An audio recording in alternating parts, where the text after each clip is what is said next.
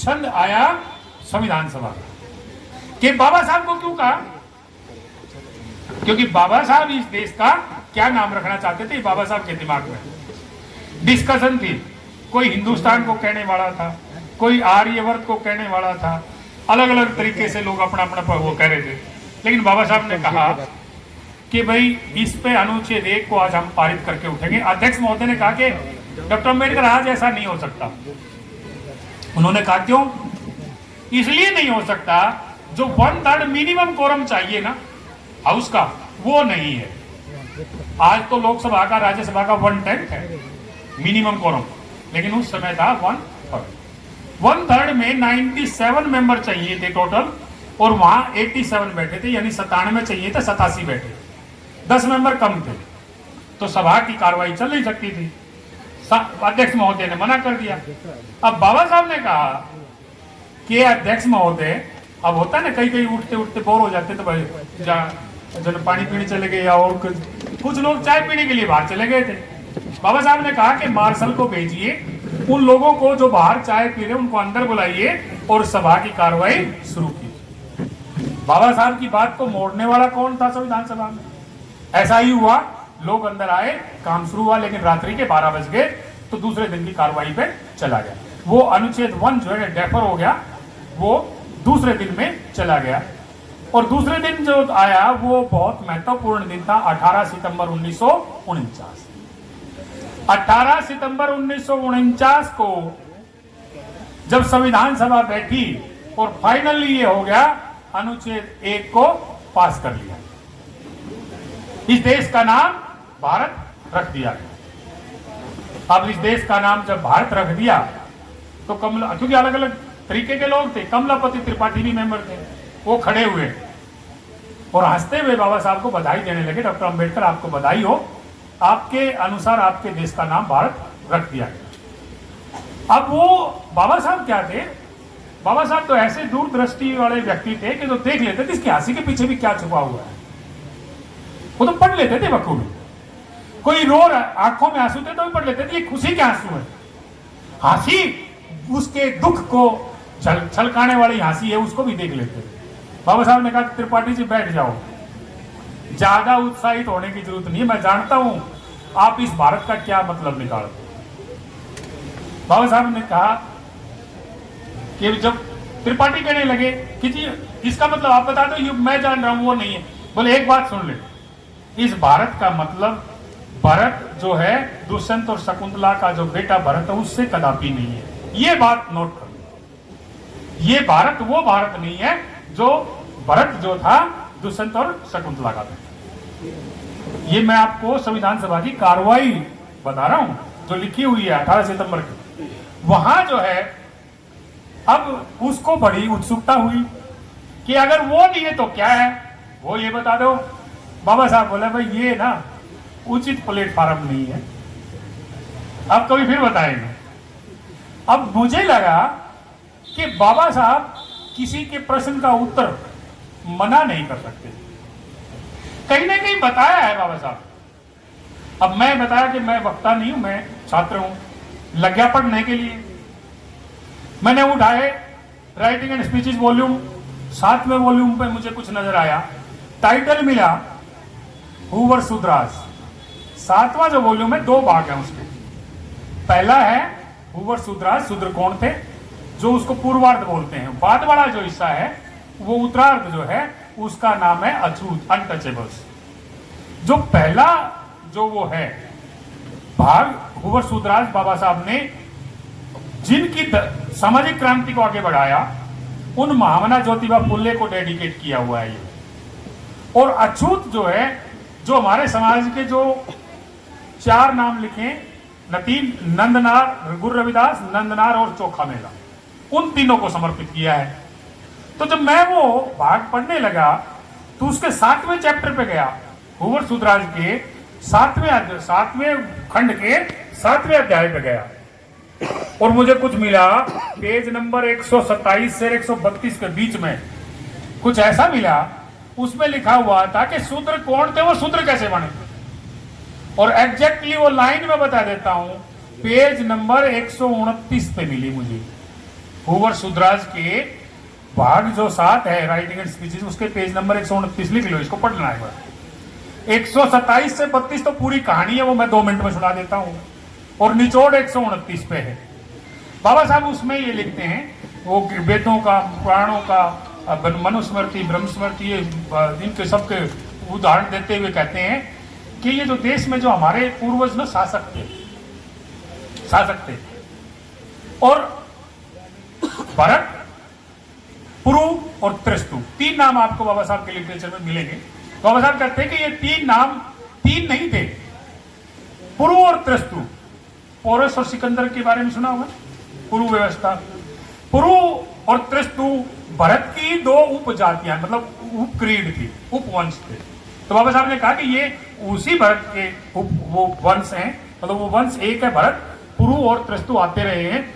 और बाबा साहब ने 129 नंबर पेज पे आप पढ़ो, उसको क्लियर लिखा है, ये वही भरत है जिस देश के जिस नाम से इस देश का नाम भारत रखा है। यानी कि बाबा साहब ने नाम भी बड़े सोच सोच के रिसर्च करके रखे हैं। महापुरुष जो हमारे रहे, हमारे राजा रहे, उनके नाम से। अब ये मैंने क्यों बताया, क्योंकि पता होना चाहिए कि इसी संविधान को जब लागू करने की बात आई और अंतिम पड़ाव में जब ये संविधान था, तो 21 नवंबर 1949 को मैंने फिर एक डिबेट पढ़ी। उसमें एक संविधान सभा के मेंबर हैं H.J. खांडेकर। खांडेकर जो है संविधान सभा में बोलते हुए कहते हैं, जब लगभग संविधान पूर्ण रूप से तैयार होने वाला था 21 नवंबर 1949 को, खांडेकर कहते हैं कि आने वाले समय में इस देश में सुख और समृद्धि आएगी। क्यों? जो सुख और समृद्धि मनुस्मृति के टाइम नहीं आई, वो अब महार स्मृति के टाइम आएगी। H.J. खांडेकर ने संविधान सभा की कार्रवाई के, संविधान सभा के पटल पे इसका नाम दिया महार स्मृति। और वो कहा कि मैं महार लो या महास्मृति क्यों बोल रहा हूं इसको, क्योंकि ये हमारे बाबा साहब डॉक्टर अंबेडकर जिस जाति से, जिस वंश से आते हैं, वो महार वंश है, इसलिए मैं इसको महार स्मृति या महार कानून बोल रहा हूं। जो मनुस्मृति में जो सुख और सुविधा नहीं आई, जो प्रॉस्पेरिटी नहीं आई, वो महार स्मृति में आएगी और ये देश पूरी तरीके से प्रफुल्लित होगा। अब दिक्कत क्या है कि ये जो बाबा साहब का बनाया हुआ संविधान है, उसमें आज तक हमने 106 बार अमेंडमेंट कर लिए ना। महिला आरक्षण वाला जो विधेयक आया था नवंबर 2023 में, 106 बार अमेंडमेंट कर चुके हैं। ऐसा नहीं है कि बाबा साहब नहीं चाहते थे कि अमेंडमेंट नहीं होना चाहिए, या हमारे संविधान निर्मात्री सभा के लोग नहीं चाहते थे। बाबा साहब को पता था। आज ये संविधान आज बना रहे हैं, कुछ समय बाद सिचुएशन चेंज होंगी, परिस्थितियां बदलेंगी। परिस्थितियां बदलें तो परिस्थितियों के अनुसार इसमें बदलाव करना संभव हो, इसलिए भाग 20 जो है इस भारत के संविधान का, 22 भाग हैं, भाग 20 जो है उसमें अनुच्छेद 368 वो इस भारत के संविधान में बदलाव कैसे हो, ये पावर संसद को देता है। मैं संविधान का छात्र होने के लिए नाते बताता हूं कि संविधान को 3 तरीके से बदला जा सकता है। एक तो सामान्य बहुमत से, संसद के सामान्य बहुमत से, दूसरा विशेष बहुमत से, और तीसरा विशेष बहुमत प्लस कम से कम 50% राज्यों का अनुमोदन। Simple majority, special majority. Simple majority का आप समझते हैं कि 50% से एक ज्यादा। स्पेशल मेजोरिटी, विशेष बहुमत जो है वो 2/3 बहुमत है, किसी भी सदन का 2/3। लेकिन 2/3 का मतलब है कि वो कम से कम टोटल मेजोरिटी हाउस की है उससे कम ना हो। 543 की हमारी लोकसभा है, तो 272 कम से कम होने चाहिए, और 250 की राज्यसभा है, 126 कम से कम होने चाहिए, इनकी 2/3 बहुमत। और तीसरा जो तरीका है वो 2/3 बहुमत का विशेष, उसके बाद राज्यों का जो लेजिस्लेशन है। आज 28 राज्य हैं और 8 केंद्र शासित प्रदेश हैं, जिन 3 केंद्र शासित प्रदेशों में 3 में पौंडीचेरी आती है, उनमें पौंडीचेरी, दिल्ली और जम्मू कश्मीर, इन तीनों की विधानसभाएं हैं। तो 28 और 3 कितने हो गए? 31। 31 में से यानी कि 50% से ज्यादा क्या हो गया? 16 राज्य पास कर दे और सब स्पेशल बहुमत से संसद पास कर दे, तब क्या हो सकता है? अनुच्छेद 368 के क्लोज नंबर 1 में जो लिखा है वो हो सकता है। क्लोज नंबर 1 क्या कहता है कि parliament have the power to make amendment under Indian constitution by addition, by variation, by deletion. मैं इसको समझा देता हूं ठीक से कि अनुच्छेद 368 का भाग जो पहला सब क्लोज है वो कहता है कि संसद क्या कर सकती है? संविधान में अमेंड करने के लिए, अमेंडमेंट का मतलब क्या है? कोई नई चीज जोड़ देना, ऐड कर देना, वह है 330 ए, 332 ए और 339 ए। ये महिला आरक्षण के लिए अब जोड़े गए हैं, यानी कि कुछ जोड़ना हो तो संसद जोड़ सकती है। और दूसरा क्या है? कुछ वेरिएशन, यानी कि बदलाव, जो पहले है खत्म नहीं करना, उसको थोड़ा सा बदलाव करना है। ये कब हुआ? अनुच्छेद 326 के माध्यम से। हम सारे पता क्या करते हैं, ज्यादातर लोग जो इस देश में राजनीति करते हैं वो एक बात बोलते हैं, उनके निरे संगठन है, बहुत संगठन है, वो कहते हैं हमारा ये संगठन नॉन पॉलिटिकल है, नॉन पॉलिटिकल।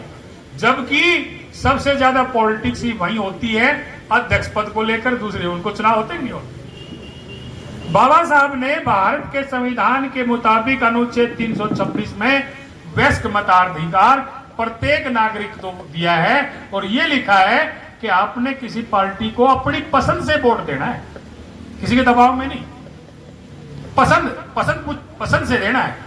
इसका मतलब जब मैं किसी पार्टी को पसंद करता हूं, किसी को वोट देता हूं, तो मैं राजनीति के तो हूं। कौन कह सकता? जो इसका राइट टू वोट है, जिसका वयस्क मताधिकार है, वो प्रत्येक नागरिक भारत का राजनीतिक है, क्योंकि वो किसी न किसी पार्टी का समर्थक है, तभी वोट देता है। बाबा साहब ने ऐसी व्यवस्था बना के दी कि ये जो संसद है आपके वोट से बनेगी और फिर ये इसी वयस्क मताधिकार को जब बाबा साहब ने 16 जून 1949 को संविधान सभा में पास करके दिया, उसको 61वां संविधान संशोधन किया 1988 में और लागू हुआ 28 मार्च 1989 से।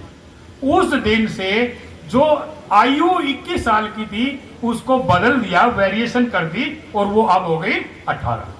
ये वेरिएशन का उदाहरण है कि ये बदलाव इस तरीके से पॉजिटिव बदलाव, नेगेटिव नहीं, पॉजिटिव बदलाव हो सकता है। और तीसरा है डिलीशन, कि जो चीज ठीक नहीं है, संविधान सम्मत नहीं लग रही परिस्थितियों के हिसाब से, उसको डिलीट कर दिया जाए उस आर्टिकल को। ठीक, ऐसे काफी अनुच्छेद जो डिलीट किए गए हैं और उनकी जगह नए लगाए गए हैं। 106 बार देश का संविधान लागू हो बदला जा चुका है, तो ऐसा संभव है। लेकिन ये अमेंडमेंट ही हो सकता है, वो भी संविधान के अनुच्छेदों। उसके लिए भारत का जो सर्वोच्च न्यायालय है, जिसको हम संविधान का रक्षक कहते हैं, संरक्षक कहते हैं, सर्वोच्च न्यायालय ने एक व्यवस्था दी 24 अप्रैल 1973 को। 24 अप्रैल 1973 को एक केस डिसाइड किया। आज तक के इतिहास में सबसे ज्यादा संविधान जजेस के बेंच का केस है वो। 13 जजेस बैठे थे उसमें, 14 टोटल थे, 13 बैठे थे, 13 में से 7 ने मेजोरिटी से डिसाइड किया। Kesavananda Bharati versus state of Kerala. और उसमें एक बात लिख दी कि संविधान में संसद बदलाव कर सकती है, संविधान में संसद बदलाव कर सकती है, लेकिन जो मूलभूत ढांचा है, बेसिक स्ट्रक्चर है, उसको खत्म नहीं कर सकती। और मूलभूत ढांचा खत्म नहीं कर सकती। और मूलभूत ढांचा क्या है, ये आम आदमी को समझ में नहीं आता। मैं कहता हूं कि आम आदमी को समझ में आता अगर उसको कोई बताने वाला मेरे जैसा छात्र हो तो। भारत के संविधान का जो प्रियम्बल है ना, उसको एक बार पढ़ लो, प्रस्तावना को पढ़ लो, वो मूलभूत ढांचा है। उसमें जितने शब्द हैं वो बेसिक स्ट्रक्चर के शब्द हैं, उनके साथ छेड़छाड़ नहीं कर सकते।